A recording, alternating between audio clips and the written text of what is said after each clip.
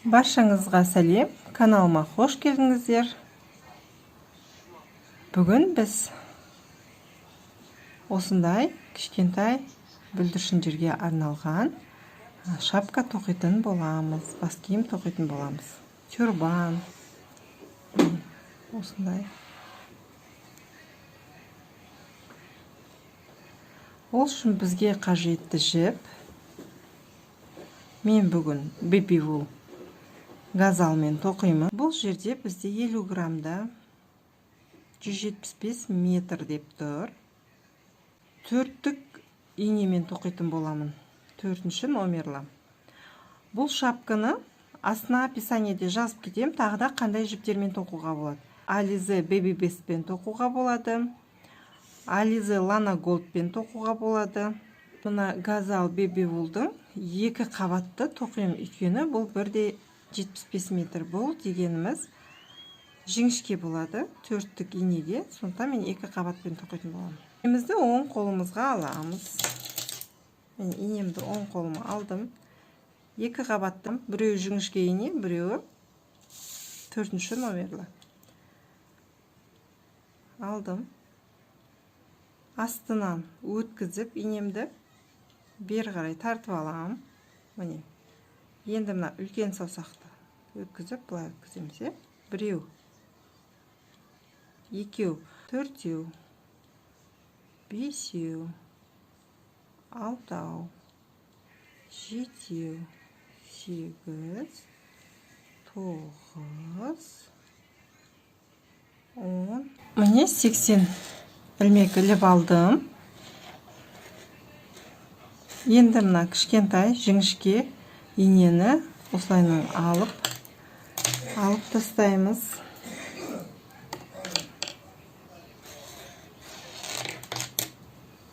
Үш қатар оң, бір теріс тоқитын боламыз.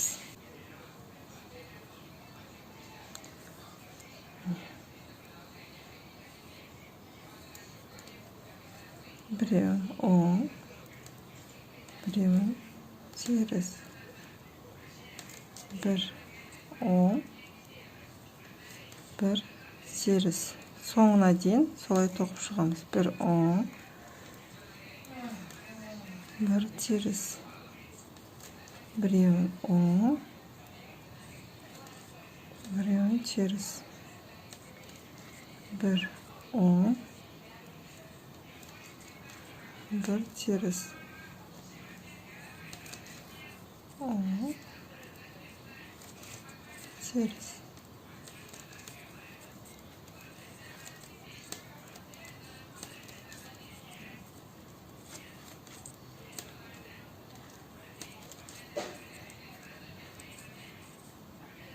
Осылайынан 3 қатар тоқып шығамыз.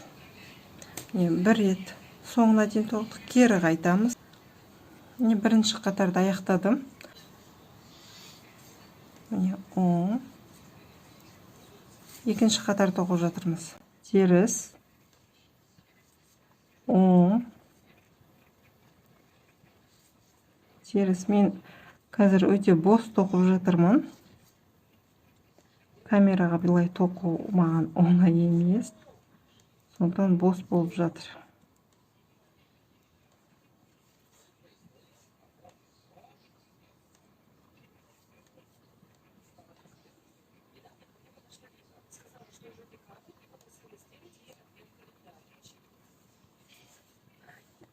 Теріс. Оң.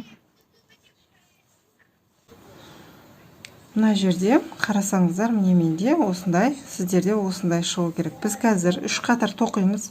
3 қатардан кейін бір келкі оң тоқитын боламыз. Оң болып шығатындай. Бір жақ оң, бір жақ сол болып шығатындай. Рәзеңке 3 қатар тоқимыз. Мынау қазір 2-ші қатар, содан кейін 3-ші қатар тоқимыз. Керісінше одан оң тоқитын боламыз. Сол оңмен тоқимыз. 30-31 қатардай тоқимыз. Ол деген бізде 8 сантиметр болу керек. Енді әркімнің тоқу тығыздығы әр түрлі болады. Сондықтан мүмкін сіздерде бұл жерде 30 емес, 32 болып кетеді, не болмаса 29, 28 болып қалуы мүмкін қатар. Онда тұрған ешқандай қиындығы болмайды деп ойлаймын. Туғызбайды. Тек қана 8-9 сантиметр болса болды. Оны тоқу барысында көресіздер. Содан кейін 8-9 сантиметр болғаннан біз екі жақ шетінен қысқартып отырамыз. Міне. Оның да сантиметрін кейін жазатын болам. Осылай бізде трапеция кету керек. Ары қарай жіңішкеру керек.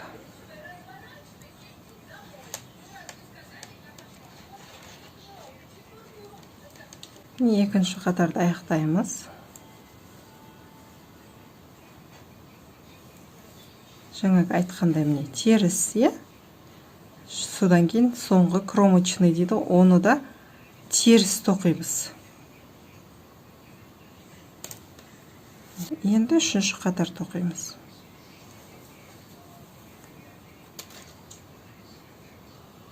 Үшінші қатар тоқимыз. Жаңағы кромочный дедік, теріс жағынан тоқыдық қой жаңағы.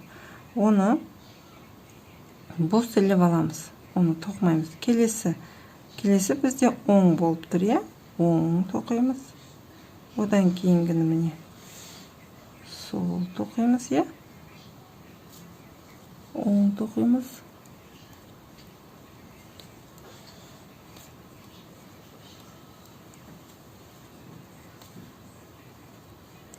Соңына дейін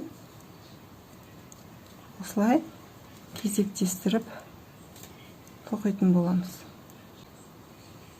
Енді осындай резеңке шықты менде. Өте күлкілі, мынау отырған жоқ маған, бірақ көрнекілік үшін. Сіздерге түсінікті деп ойлаймын. Осылай үшінші қатарды соңына дейін тоқып шығамыз. Енді біз тек қана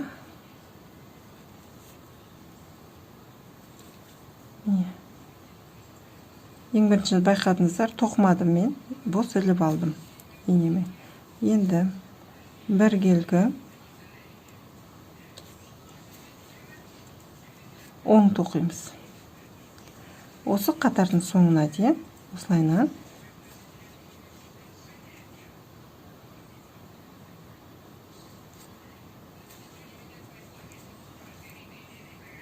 оң,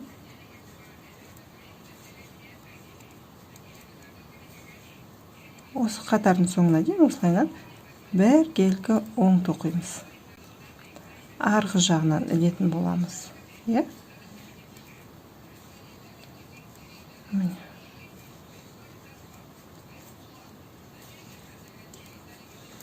Мына қатардың соңына дейін солай тоқимыз. Міне қатарды аяқтап қалдық. Мына жерде әрқашан шеткі теріс тоқылатын болады. Бұл бізде төртінші қатар болады, резеңкені 3 қатар тоқыдық, бұл төртінші қатар болады. Енді 5-ші қатар тоқимыз. Ең шеткіні біз іліп аламыз, бос. Енді инемізді, жібімізді инеден бері қарай өткіземіз. Ылғида осы жақта болады. Бұл теріс тоқылу, бір осы қатар бойы 5-ші қатар аяқталғанға дейін, соңына дейін осылайынан терісінен тоқитын боламыз.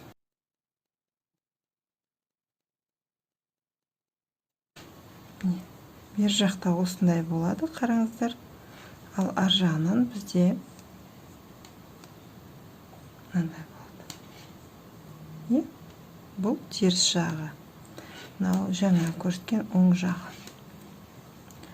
Бұл 5-ші қатары біз аяқталғанша, жаңа айтқанымдай, соңына дейін осылай тоқитын боламыз.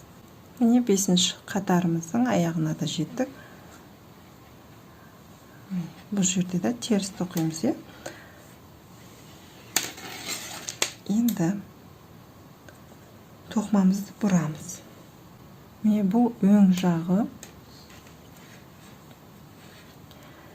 Енді біз жаңа 5-ші қатарды аяқтан соң 6-ші қатар шеткіні бос іліп алдық.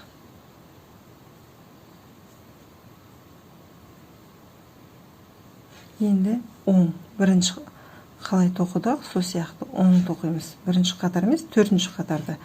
Бір келкі, бір қатар бойы осылайна оң тоқығамыз, е? Бұл жерде де алтыншы қатарды да бір келкі оң тоқып шығамыз. Байқасаңыздар, төртінші қатар, алтыншы қатар, сегізінші қатар ол жұп сандар, е? Жұп сан болғанда қатар ол оңынан тоқылады, осылайынан оң тоқылады. Тақсандар болғанда қазір 5-ті терісінен тоқыдық, е? 7-ні де терісінен тоқимыз.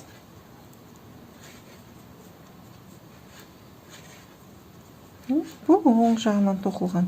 Теріс деген жаңа ғана 5-ші қатар тоқыдық қой, жібіміз. Иненің бер жағында бер қарай, ішке қарай тоқимыз. Ал мына жерде иненің оң дегенде жібіміз иненің ар жағында. Осылайна кезек-кезек бір қатар оңынан, бір қатар терісінен, бір қатар оңынан, бір қатар терісінен тоқып отырып, жаңа айтып кеткендей, бұл жер мына резеңкеден бастап өлшегенде 8 см, 9 см болғанша тоқитын боламыз.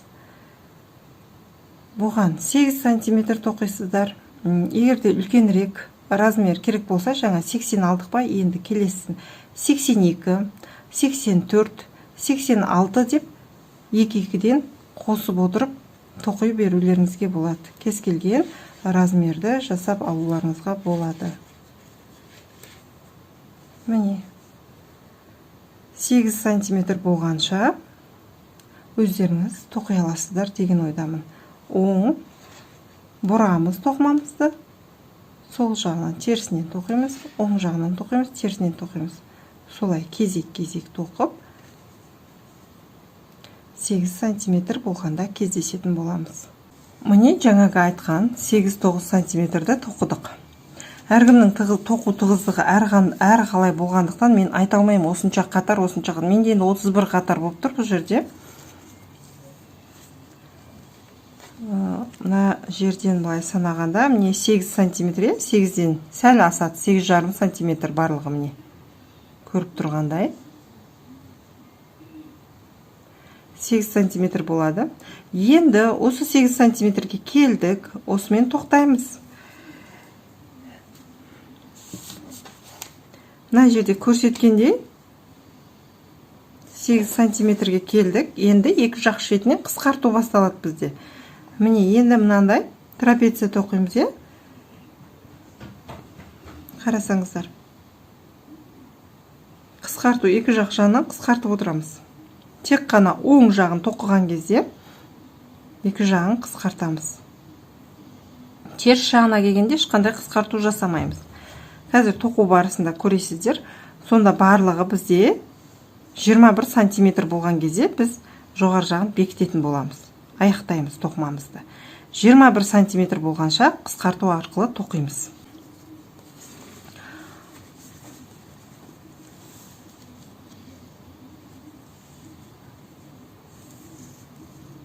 «31 см». Мен негізі міне қазір экранға тоқығандықтан, маған ыңғайсыз болғандықтан, мен бас жағын бос тоқыдым. Негізінде мен өте қатты тоқимын.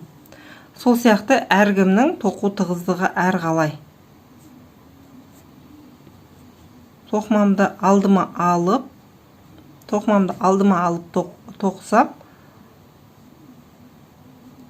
ыңғайыма қарай тоқысам, мен қатты тоқимын. Енді міне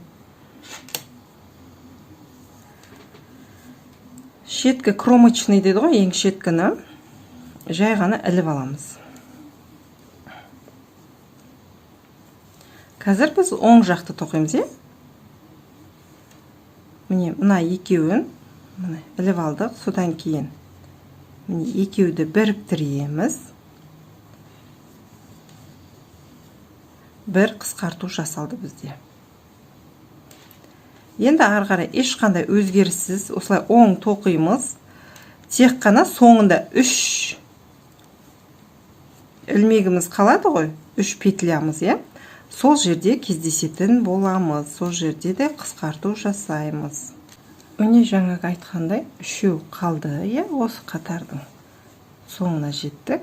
Басында қысқарту жасағанбыз, енді міне үшеу қалды ғой. Сол үшеудің міне екеуін инеге ілеміз. Осылай жасаймыз. Шеткіні осылай тоқимыз, болды. Енді міне теріс жағынан тоқимыз.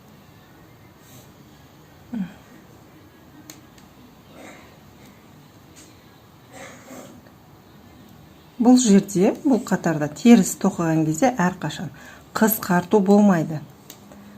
Тек қана осылайна ешқандай өзгеріссіз терісінен тоқимыз.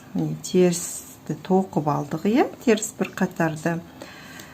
Тоқымамызды бұрамыз, оң тоқыған кезде тура жаңағыдай көрсеткендей бас жағында қысқарту жасаймыз, және аяқ жағында қысқарту жасаймыз. Солайынан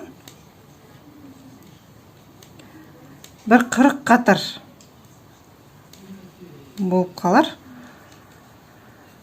Оны енді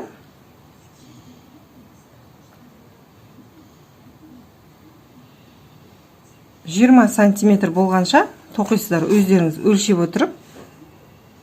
Әр жағынан оң тоқыған кезде, оң жағын тоқыған кезде қысқарту жасай отырып, басында және соңында, қатардың басында және соңында қысқарту жасай отырып, 21 сантиметр мұна бүкілі бұлайынан, аяғынан бастап соңына дейін өлшегенде 21 сантиметр шыққанша тоқимыз. Сонда сіздерде осындай фигура шығу керек. Бізде осындай фигура шығады. 21 сантиметр болған жерде кездесетін боламыз. Шеттерінен қысқартып келдік де, міне бұл жер 21 сантиметр, мына жер 8 сантиметр. Егерде үлкен размер жасаймыз десеңіздер, бұны 86 қой, 82, 84 қылып, мұна арақашықты сәл үлкен 10 сантиметр қып, ары қарай тағы да бекітулеріңізге болады. Қысқартуды көбірек жасап. Мұна жерде бізде 40 қалу керек. 40 көше. Енді қысқартамыз. Қысқартамыз дегеніміз, жабамыз деген сөз ғой, бекітеміз. Болды, осымен аяқталды біздің тоқымамыз. Міне. Былай алдық. Мына инедегіні қарсы инеге іліп, міне екеу іліп аламыз. Қарсы инеге ілеміз де, осы міне ілдік, осы инемен осы жерден міне екеу алып, осылайынан жасаймыз. Сөйтіп соңына дейін тоқитын боламыз. Осылай міне, осылайынан бекітіп соңына дейін тоқимыз.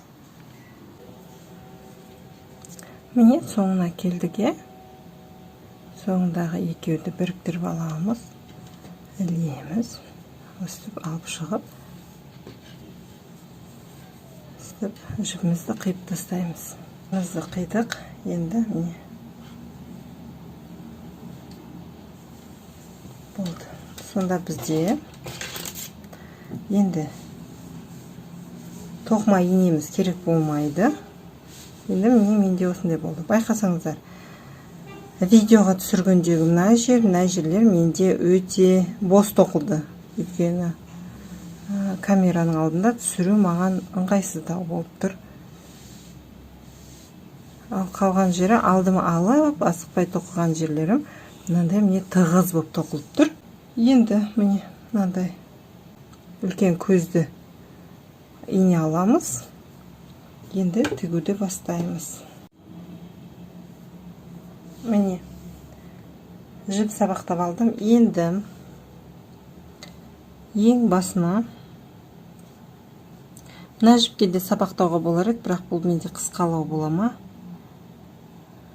Ең басына бүйтіп өткіземіз. Тағы да бір рет.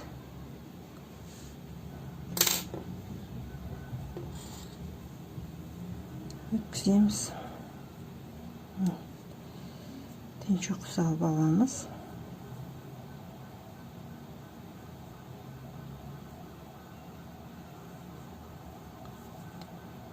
Мен осылай қылып алдым.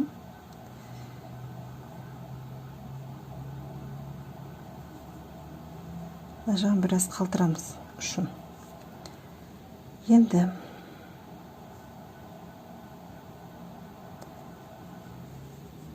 шетінен қараймыз.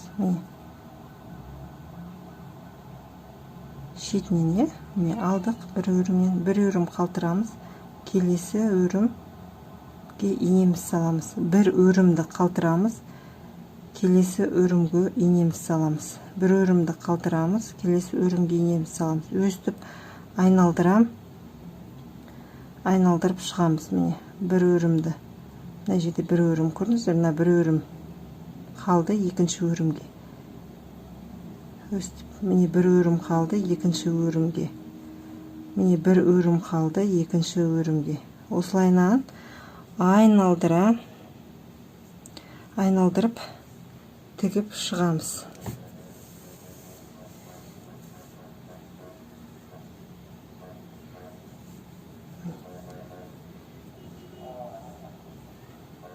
Бір өрім жасадық екінші өрімге. Солайынан айналдырып тігіп шығамыз. Мына жерде де солай, осы жерге дейін келеміз. Мына ең шеттен аламыз. Содан кейін бір өрім қалтырамыз, екінші өрім, бір өрім қалтырамыз, екінші өрім, бір өрім қалтырамыз, екінші өрім. Өстіп айналдыра осы бір жіпке, бір инеге соңына дейін, мынау соңына дейін сөйтіп айналдырып әкеп тігеміз. Міне айналдыра тігіп шықтым. Енді бұны бүйтіп тартамыз, сол жібімізді.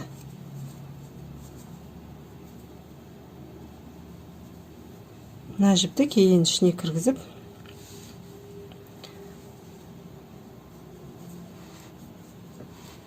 негізі бірден алып тастауға болар еді осы жіпті. Мен олай жасамадым. Қазір кіргізіп алып тастайын. Міне тарттық жібімізді. Енді мына складкаларын, қатпарларын дұрыстап қоямыз.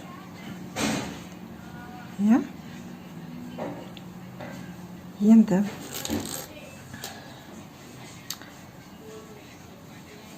ең басы қайда? Сол жерлерді біріктіріп тігеміз. Ең басы осы жер болды, қараймыз. Мына жер көріне ме? Осы жерді осылайынан тігеміз, бір-біріне қатты тартамыз. Енді бер жаққа өтеміз, қатты тартамыз. Қайтадан ар жаққа өтеміз. Өстіп, осылайынан тігеміз. Міне. Енді дайындап қойған кез келген міне брошка болсын, бантик жасауларыңызға болады. Кез келген, мен міне гүл жасадым. Осы гүлді осылай тағып қоюларыңызға болады. Егер де осылай қалтырам десеңіздер, өсіп қалтырасыздар. Болмаса, осылай алып, міне қараңыздар, осылай аласыздар. Мына шеттен былай қарай өтеміз. Содан кейін мына шеттен қарама-қарсы шеттерді біріне-бірі осылай алып отырып тігіп шығып кішірейтуімізге болады. Тесікті осылай. Міне. Осылай өстіп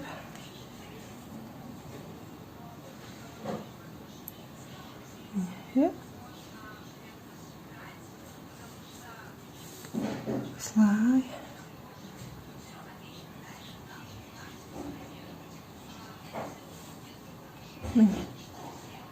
осылайынан өстіп кішірейтеміз де мына ортаға өстіп гүлімізді тағып қоятын боламыз.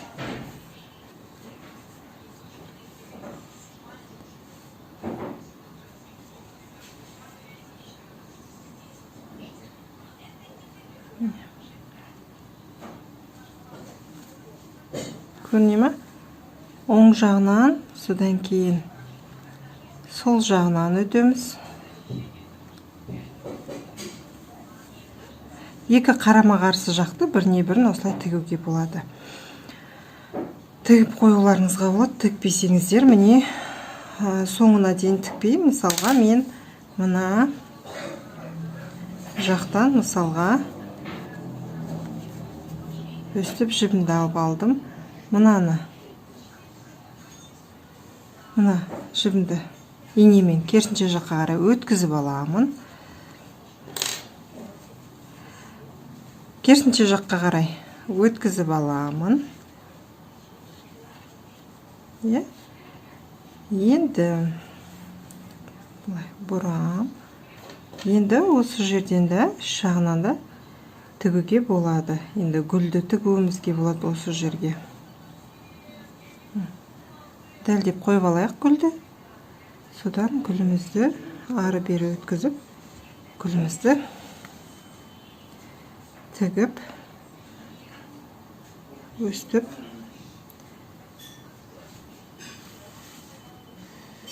гүлімізді тігіп шығуымызға да болады. Ар жақтан, бер жақтан өтіп,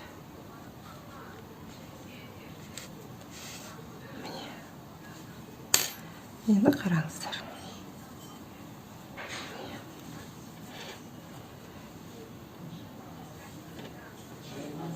Аламыз. Мына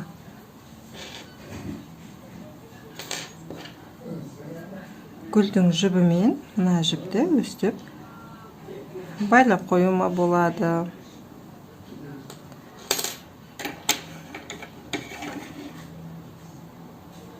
Сосын жақсылап ар жағына жасырып қоятын боламыз. Оны сосын жасайтын боламын. Мен сіздерге міне бастысы осыны көрсеткім келген, қалай тоқылатынын. Сіздерге түсінікті деп ойлаймын. Міне осындай, қараңыздар, үлкенірек шапка. Қарасаңыздар, бұл жердің гүлін де үлкен қылдым. Мынау кішкентай бопаға арналған болғандықтан осындай болды. Міне бұл бізде тура осы есеппен бұл жерде 82 петля алынды. 82 петля алынды. Бірақта бұл жерде бірақта бұл жерде спицам үлкен болды. Жібім жұмсақ болды. Бұл жерде спицам жіңішке 4-тік алдым. Не осылай болып шықты. Қаттырақ болды жібім.